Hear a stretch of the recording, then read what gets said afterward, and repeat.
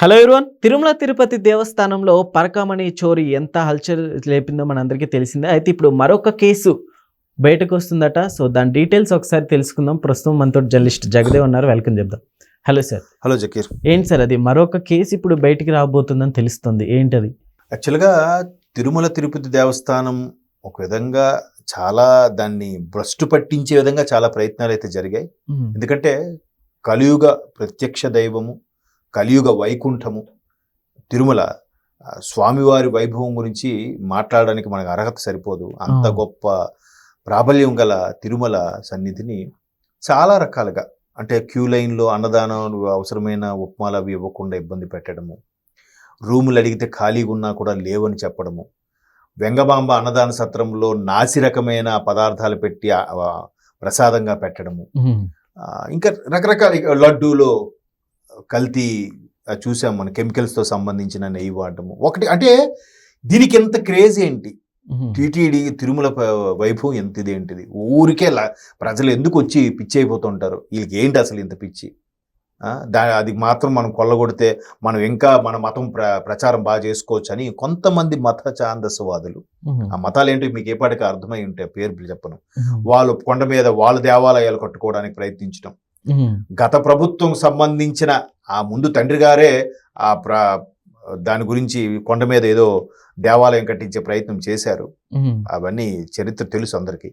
So అట్లాంటి ఏదో ఒకటి చేస్తే తిరుమల ఎన్నాళ్ళ లేదబ్బా, వెళ్ళాలంటే చిరాకేస్తుందబ్బా అనేలాగా మారిపోవాలి. దాని ప్రభావం తగ్గించాలి. తగ్గిస్తే ఇంకా వీళ్ళు మత ప్రచారం ఎక్కువ చేసుకోవచ్చు కదా. బట్ ఇలాంటివి ఎన్ని చేసినా కానీ ఫెయిల్ అయిపోయినాయి, ఏం చేయలేరు.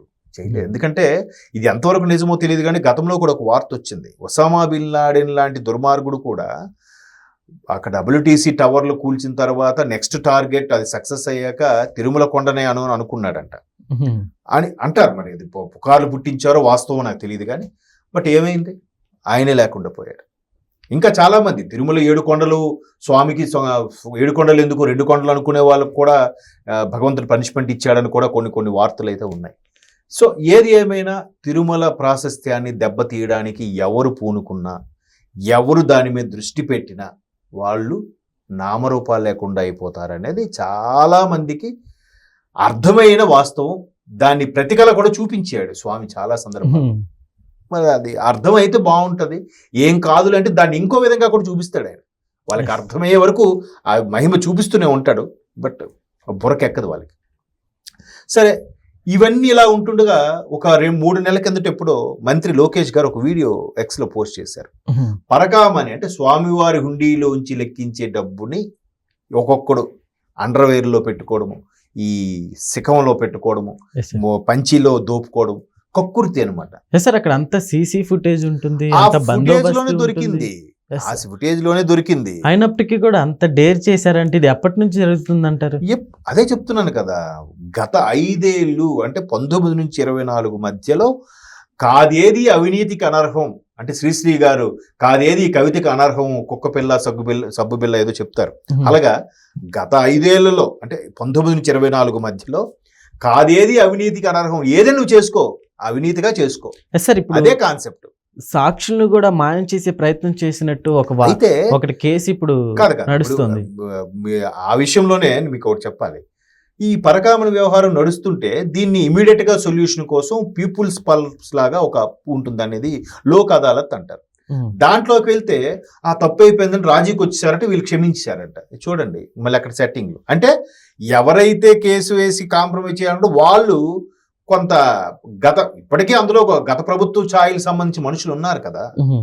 ఎవడైతే విచ్చలవిడిగా వేరే అన్య మతస్థులకు సంబంధించిన మెడలో వేసుకొని తిరుగుతున్నాడో అంత ధైర్యం వాడికి ఎలా వచ్చింది? మీరు వేరే మతస్థులు మీ గేట్లోకి రావడానికి గేట్లు వేసేస్తారే. నాకు బాగా గుర్తు, మా ఊర్లో సత్యసాయి సేవా సమితి అని ఒకటి ఉంటుంది.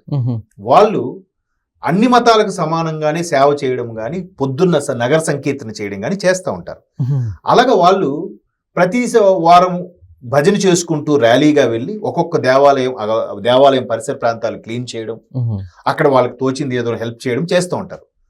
మా ఊర్లో ఒక వేరే మతం సంబంధించిన దేవాలయం అంటారు, దాన్ని చర్చ్ అంటారు ఏమో తెలీదు. అక్కడికి వెళ్తే వెంటనే ఆ చర్చ్ తాలూకు మూల పురుషుడు వచ్చి గేట్లు బంద్ చేశాడు. మీరు ఎవరు భజనలు చేసుకుని లోపల రావడానికి వీల్లేదని. మీరు లోపలికి రావడానికి వీల్లేదంటే పరమ పవిత్రమైన కొండ మీదకి మీరు మెడలో మీకు నచ్చిన ఆ మాలలు వేసుకుని ఎలా వెళ్ళిపోతారా? ఎంత ధైర్యం ఎలా వచ్చిందంటే గత ప్రభుత్వం ఇచ్చిన ధైర్యం అది. ఎంతో మంది ఇప్పుడు శివశక్తి, హిందూ ధర్మము, ఈ లలిత్ కుమార్ గారు వీళ్ళందరూ కూడా చిగ్గన ఆయన పేరు మర్చిపోయాను, వీళ్ళందరూ ఎంత ధైర్యంగా వాళ్ళ మీద థ్రెటనింగ్ కూడా వచ్చింది, వాళ్ళని చంపాలని కూడా చూశారట. అయినా ఆయన వెనకంజు వేయలే. వాళ్ళు వెళ్ళి టీటీడీ కంప్లైంట్ ఇచ్చారు గత ప్రభుత్వంలో. అయ్యా మీ దగ్గర చర్చిలు నడిపించే ఫాదర్లు ఉన్నారు తిరుమల తిరుపతి దేవస్థానం ఉద్యోగుల్లో, వాళ్ళ మీద చర్యలు తీసుకోండి. ఇది ఎంతవరకు కరెక్ట్? అంతెందుకు రాధా మనోహర్ దాస్ గారు చాలా సందర్భాల్లో కొండ మీదకి వెళ్ళి గోవింద జై శ్రీమన్నారాయణ అంటే అక్కడ ఉన్న సెక్యూరిటీ గార్డు జై శ్రీమన్నారాయణ అండంట. అనకపోతే నీకు ఎందుకు ఉద్యోగం? నీకు స్వామి మీద నమ్మకం లేదు, స్వామి ఇచ్చే జీతం తీసుకోకయా మానే, నీకు అంత పౌరుషం ఎందుకు కదా? ఆయన కూడా చాలాసార్లు వీడియో పెట్టారు. సో ఎన్ని జరుగుతుంటే ఇప్పుడు లోక్ అదాలత్కి వెళ్తే కాంప్రమైజ్ అంట. ఎందుక మీకు మరి దేవుడి మీద నమ్మకం లేనప్పుడు దేవుడు ఇచ్చే ఆ డబ్బులు తీసుకోకండి. మీరు ప్రసాదాలే ముట్టుకోరు కదా, దేవుడిచ్చే డబ్బులు ఎలా తీసుకుంటారు? పైగా ఆ గత 5 ఏళ్లలో 1924 మధ్యలో చాలా సందర్భాల్లో హుండీ ఆదాయం పథకాలకు కూడా డైవర్ట్ చేశారు. అది నేనన్నమాట కాదు, లోకమంతా కోడే కూసింది. చాలా వార్తాపత్రికలు ఈ సమాచారం కూడా వచ్చింది. నాకు తెలిసి ఒక తిరుమల తిరుపతి ఒక వెంకటేశ్వర భక్తుడు, పైపెచ్చు వైసీపీ కార్యకర్త, వాడు అక్కడ దగ్గరలో రేణిగుంటలో ఉంటాడు. వాడు కూడా ఏందన్నా అన్న వచ్చిన సార్ అల్లా ఎత్తుకుపోతా ఉన్నాడన్న, వాళ్ళు చిత్తూరు లాంగ్వేజ్, రాయలసీమ లాంగ్వేజ్ ఎలా ఉంటుంది, వచ్చిన సారల్లా 700-800 కోట్లు ఎత్తుకుపోతా ఉన్నాడన్న, హుండీలో ఉంది, అవన్నీ పథకాలకు అందరికి ఇస్తా ఉన్నాడన్న. మరి పథకాల రూపంలో అలా తీసుకోవచ్చా? దేవుడు ప్రసాదం తినకూడదట, స్వామివారి హుండీలోంచి వచ్చి డబ్బులు మాత్రం పథకాల రూపంలో వస్తే తీసుకోవచ్చట. ఇట్లా ఎన్ని జరుగుతున్నాయి? వీటన్నిటికీ చెక్ పెట్టడానికి కూటమి ప్రభుత్వం ఒక్కొక్కటిగా తీసుకుంటుంది. ఒకేసారి తీసుకుంటే మళ్ళీ దాన్ని ఎలా చేస్తారంటే మతపరమైన విద్వేషాలు రెచ్చగొడతారు, దుర్మార్గులు ఉంటారు కాచుకొని. దానికి వాళ్ళకి సొంత సోషల్ మీడియా కూడా ఉంటుంది. ఆ సోషల్ మీడియాలో ర్యాంప్ ఆడించడానికి సిద్ధంగా ఉంటారు. కొట్టుకు చేస్తే చేస్తారు, మనం సేఫ్ కదా అనుకునే దుర్మార్గులు ఉన్నారు. ఇప్పుడు మొన్న అల్ఫలా యూనివర్సిటీకి సంబంధించి ఆ బాంబ్ బ్లాస్ట్ అవ్వలేదు అనుకోండి, ఫర్ ఎగ్జాంపుల్, వాళ్ళు డాక్టర్లు ఇటువంటి ఆముదం గింజలతో విషం తీసి సామాన్య ప్రజల్ని చంపాలని చూశారని ఎవడైనా కేసు వేశాడు అనుకోండి, వెంటనే ఒక వర్గం రెడీ అయిపోద్ది. బీజేపీ వాళ్ళు కావాలనే మైనార్టీకి సంబంధించిన యూనివర్సిటీలు ముసియాలని చూస్తున్నారు, యూనివర్సిటీ మైనార్టీకి సంబంధించిన డాక్టర్ని అనుమానిస్తున్నారు అని లేనిపోని ఫిట్టింగ్లు పెట్టుంది. ఇప్పటికి మైకులు పెట్టి ఒక్కొక్కడు రెడీ అయిపోతాడు మీటింగ్ పెట్టడానికి. అందులో సీనియర్ మోస్ట్ జర్నలిస్టులు కూడా ఉన్నారు, దుర్మార్గపులు, కొంతమంది పేర్లు అనవసరం.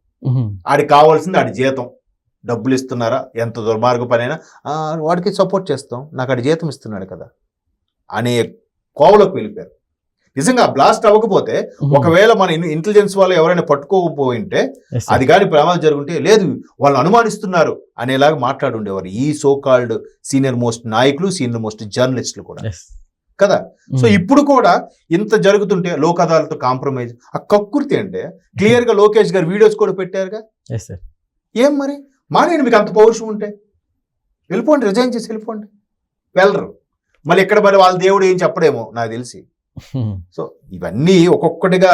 బట్ ఈరోజు ఆ టీటీడీ పాలక మండలి ఏదైతే ఉందో దాన్ని నిర్ణయించిందంటే ఇది కాదు, మళ్ళీ దీని మీద తిరుమల పోలీసులు కేసు వేయాలి, దీని మీద మరలా రీఓపెన్ చేసి లోక్ అదాలత్లో కాంప్రమైజ్ అవ్వడం ఏంటి, దీని మీద దోషులు వదలకూడదు, శిక్షించాలని మరొకసారి తీర్మానం చేసింది. ఎందుకు? కూటమి ప్రభుత్వం ఉంది కాబట్టి. అదే గత ప్రభుత్వం అయితే కాంప్రమైజ్ అంటే ఇంకా మనకి చేసిన వాళ్ళు కాంప్రమైజ్ ఏంటి కదా. అంటే మనకి ఇప్పుడు నేను డిస్కస్ చేసి మాట్లాడుకుంటే కేవలం హెడ్లైన్స్ పైపైన లోపల ఇంకెన్ని జరుగుతున్నాయి మనకు రావట్లేదు, తెలియట్లేదు. తెలిస్తే వాళ్ళని చంపేస్తారేమో, ఎవరైనా ఇన్ఫర్మేషన్ ఇస్తే వాళ్ళని కొట్టేస్తారేమో, అంత దుర్మార్గానికి కూడా ఉడిగడుతున్నారు. మెల్లమెల్లగా షార్ట్ అవుట్ అవుతాయి, wait and see. Okay sir, thank you.